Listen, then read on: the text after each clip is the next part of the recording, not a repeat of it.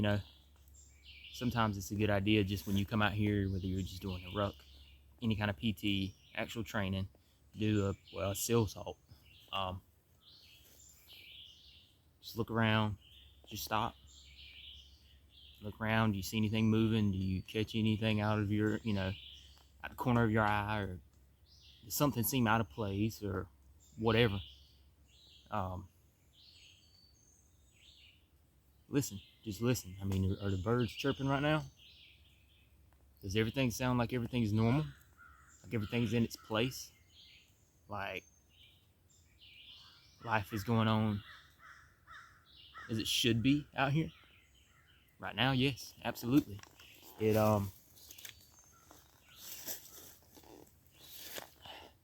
it birds are chirping, that's a good sign. They're not acting frantic or anything like that. So all those are good signs.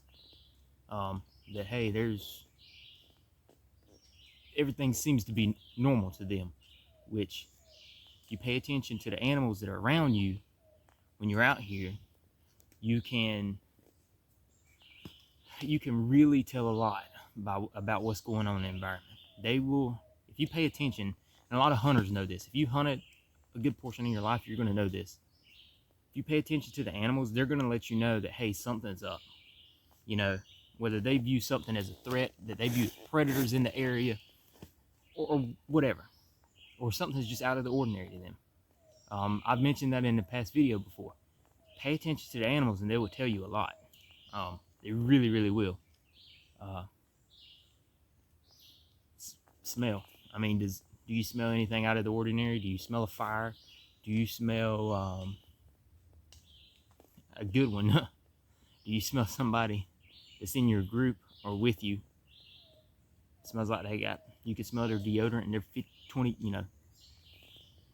whatever ahead of you, however much distance ahead of you. Can you smell their deodorant? Can you smell that they put on like cologne or something like that before they came out here?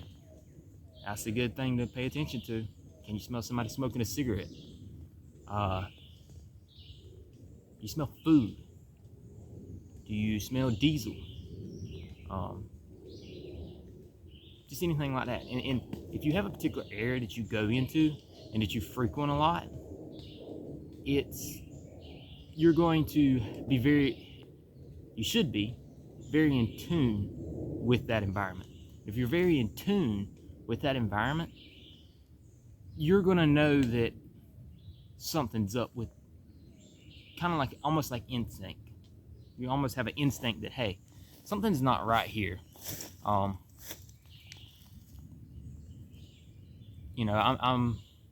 very, very familiar with the area I'm in right now. I'm very in tune with it. I know the area very, very well. I know what sounds I should hear and what I shouldn't hear. I know if I'm in distant, at a location over here of this property, that I should be, it's not unusual to hear cars or a boat or something. And I know pretty well that, if I'm not hearing animals or something because I'm over here, then something's up. And it could be just as simple as, like out here, normal everyday situation. When I'm out here, it's most likely either because I spooked something, or, maybe the bird saw a hawk, or squirrels saw an owl, or, they saw a coyote or a fox or a bobcat. So stuff, that's just a general, usually what I find that ends up spooking birds. I use birds a lot as the indicator of the environment, if you can't tell, but that's just from being in tune with out here. I know, I guess what I'm trying to say is be in tune with your area. If you have a particular area that you're going to go to, if XYZ happens, you need to know that. First of all, you need to know that area like the back of your hand. You need to be very in tune with that environment, whether it be in spring, summer, winter, or fall. And most people can be familiar with it in winter and fall and part of spring, but not very many people are in tune with it in summertime because they don't want to get out in the heat. Get out in the heat. If you don't get out in the heat and you're only getting out in winter, spring, and fall, you're wasting your time out here, because coming out here in the summertime, it's totally different environment, even from spring. You know, out here right now, I'd be lucky, I'd be hard pressed in this thick cover to get a shot off past 40 yards, you know. But in wintertime, man, I can get it shot off at 60 yards. But that 20 yards makes a big difference. But I'm in tune and know this environment well enough to know that. But that's all from coming out here in the summertime, you know. Kind of going off on a side rant here, but more people need to get out in the summertime. If you don't get out in the summertime, you're really not testing yourself, and you're really doing yourself a disfavor or whatever. But it puts you more in tune with your environment, like I just said. So I really didn't actually mean to make a rant video right now, but I'm out here right now today. Going to do hopefully close to 10 miles out here.